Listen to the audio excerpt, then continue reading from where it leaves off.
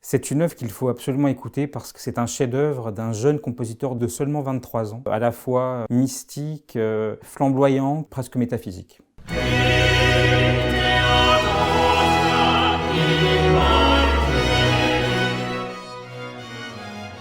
Il Martirio di Santa Teodosia est un oratorio de jeunesse de Scarlatti. La création de cette œuvre est un petit peu mystérieuse parce qu'on ne sait pas vraiment à quelle date et dans quel lieu elle a été créée. On pense que Scarlatti la compose en 1683 à Rome, il n'a que 23 ans.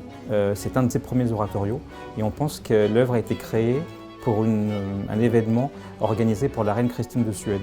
Ce qu'on sait plus précisément, c'est que cette œuvre elle va avoir beaucoup de succès, puisque dans les années qui vont suivre, elle va être reprise à Modène et en 1686 à Mantoue, ce qui pour l'époque est assez rare, puisqu'on est toujours friand de musique nouvelle.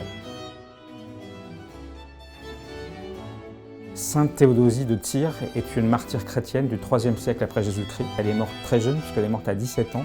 Et en fait, elle a été martyrisée pour avoir secouru des prisonniers qui étaient chrétiens. Elle-même étant chrétienne, elle a refusé de renoncer à sa foi et c'est pour cela qu'on l'a martyrisée.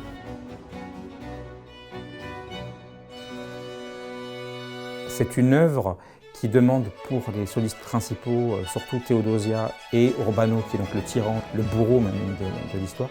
Ce sont des rôles qui demandent vraiment un abattage et une endurance et une science du chant baroque assez poussée. Ce sont deux rôles assez virtuoses, à la fois dans les acrobaties même vocales, mais aussi dans l'émotion et dans la tension dramatique qu'il faut déployer tout au long de l'œuvre.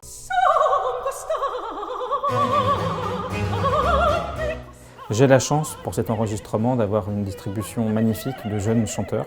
Emmanuel Donegri dans le rôle de Théodosia, Emiliano González Toro en Arsenio, Antea Pichanic en Deccio et Renato Dolcini en Urbano.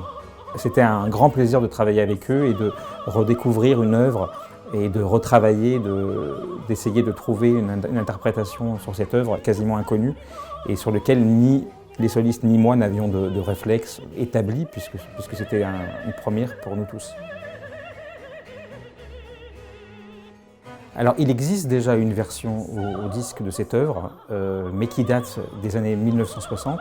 Et depuis, il n'y a jamais eu d'enregistrement discographique. Et on a eu l'occasion avec ce disque d'enregistrer cette œuvre pour la première fois sur instrument ancien.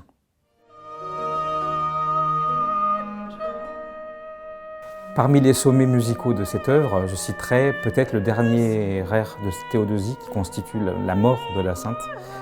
C'est un lamento vraiment sublime, très poétique et très inspiré, et qui est sans aucun doute un des sommets de l'œuvre.